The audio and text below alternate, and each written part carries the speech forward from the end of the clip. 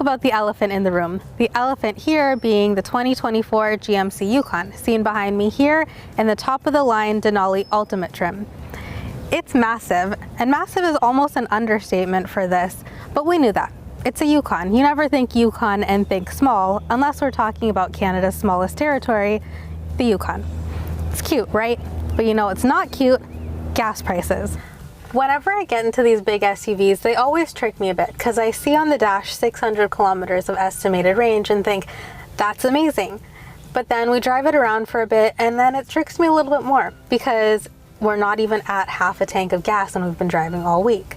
But when you do finally run out and make it to a gas station, you're at the pump for quite a while because this thing has a 91-liter fuel tank that takes premium fuel.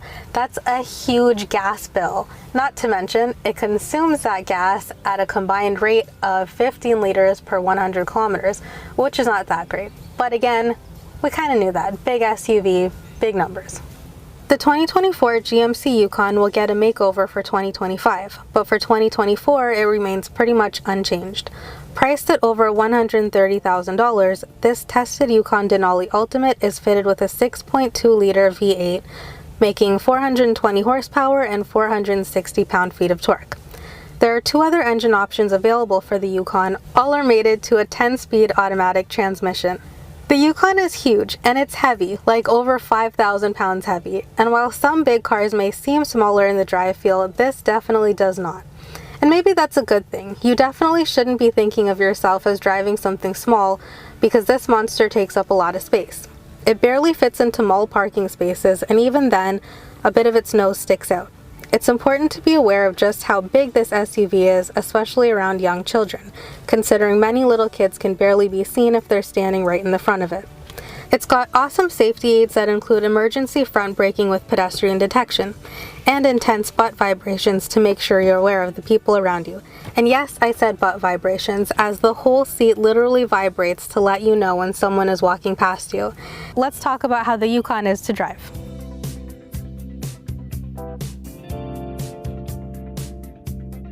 So the GMC Yukon does not drive very smoothly on city roads. It's actually quite bumpy. I've never been on a cruise ship, and people tend to tell you that you actually don't feel anything when you're on a cruise. But the way that I feel sometimes in this Yukon is the way that I imagine someone feels when they are seasick from being on a cruise. Again, I can't be sure of how that feels because I've never been on a cruise, but it's how I would imagine it feels. Since this car is extremely heavy to drive, it's also really heavy if you want to make small movements. So basically a U-turn takes a little bit of muscle, or maybe that's just hard because I literally have no muscle. But I would be lying if I said I didn't just avoid taking some U-turns by going the long way, especially when it comes to being in front of my kids' school pickup. I didn't want to have to do a U-turn in this, especially with little kids running around and the seat vibrating over and over to tell me there's a kid behind you. We can see it. So if you're going to make a U-turn, we'll pull off to the side here. And as you'll see, it takes a little bit of muscle to actually do that. And then you flick the button because there's no lever here. It's just a switch. And the wheel itself is actually so heavy.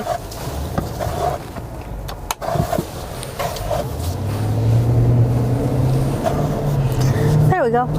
And again, since the car is heavy, it's got a pretty slow pickup, but that doesn't mean it can't pick up. It does it if it needs to. The only thing is it will throw you around a bit. If you try and pull out into the street pretty quickly, it almost feels like you're trying to wake up a kid out of bed. They just don't want to get out. That's how the Yukon feels. Like it just really doesn't want to get out of bed. You can start and stop it smoothly, but again, you're not going to always be in that position, especially when you're at a red light and someone's behind you. A slow start isn't always going to be the best option. So just make sure you've got everything strapped down. If you've got little things in the seats that might fly around, strap it down.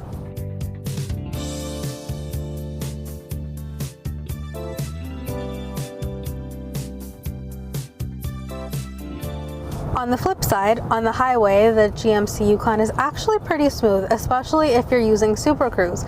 We've used Super Cruise before in the XT6 as well as in the Escalade, and it's pretty much the same in here. It works really well. I was actually surprised that it even worked on a smaller highway, on Highway 7 in Guelph for small bits of it. One of the cool things about Super Cruise that always gets me is when it changes lanes for you. It's important to note that the Yukon is not a fully autonomous vehicle, but it can change lanes for you. So if you've got it in Super Cruise and you're on the highway, it might feel a little weird at first, but if it sees an opening, it will switch lanes for you. It just turns the signal on and it moves to the side, and then once it's past whatever it's trying to pass, it changes you back into your lane for you. If you do feel the need to change lanes while you're on the highway and you do flip the signal on, it'll work the same way. It'll look for an opening for you and then it'll get back to its spot.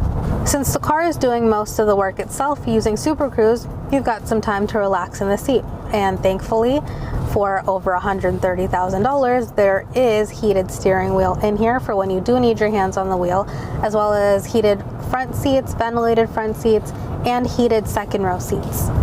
The head-up display in here is massive. I'm not usually a fan of a head-up display, but this one actually works really well and does not make me feel like I need to look down to the dash for anything. The head-up display numbers are so big, it kind of reminds me of a universal remote, the ones with those massive numbers for old people. That's what this is like, but it works in here. I mean, the Yukon's big, that's a theme, right? Big and bold. The front seats also feature massage seating. I've never been a huge fan of massage seats. I don't find that they work very well or do much for me, but maybe if we were going on a longer drive, it would feel different, but for now, it hasn't really changed. It hasn't changed my mind about massage seats.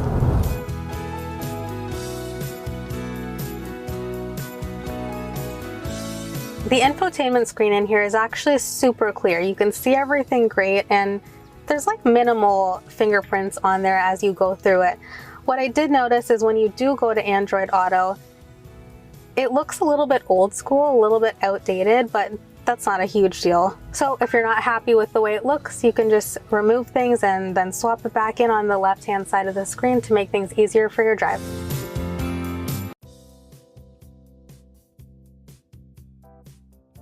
By far, the best feature in the Yukon is probably the power sliding console. At first I wondered why the center console was so small, but then I realized the center console slides backwards, revealing a secret storage space. That's a game changer for me. I love a hidden pocket and extra storage space for all of Mom's car accessories.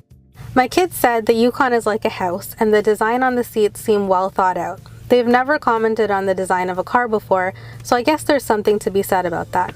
We've been doing a long-term test of the all-new Toyota Grand Highlander, which is also fairly large, but it doesn't have as much space in between the second row captain's chairs, and this is obvious as my son can so easily walk through with his backpack on, and I never need to put a seat down or forward, which is also great for families who might have two car seats strapped into those captain's chairs. Once he's back in the third row, there's a lot of legroom for young children.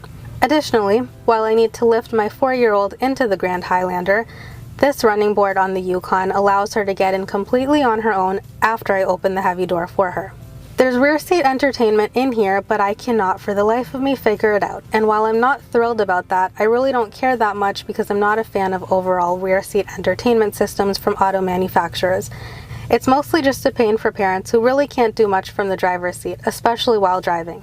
Just give them an iPad or some kind of tablet instead. Heading to the back, the Yukon boasts 722 liters of space with the third row seats up. That may sound like a lot, but it's actually not, at least not in here. Unless you're stacking groceries on top of each other, it's not going to work out in this vertical space. Neither will packing for a road trip if you've got more than 4 passengers. However, if you fold down the 60-40 third row, there's plenty of floor space to pack tons of toilet paper or whatever you stock up on at Costco. And thank goodness for all the buttons that do the hard work, because I don't think I could reach in there to pull it back up. With the second row seats folded, also super easy to fold down, there's 3,480 liters of space. Where's a baby elephant when you need one?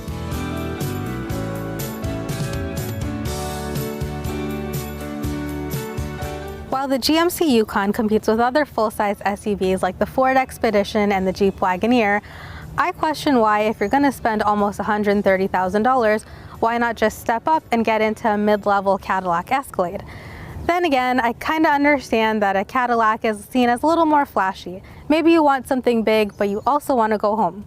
After spending a week in the GMC Yukon, I can kind of see its appeal.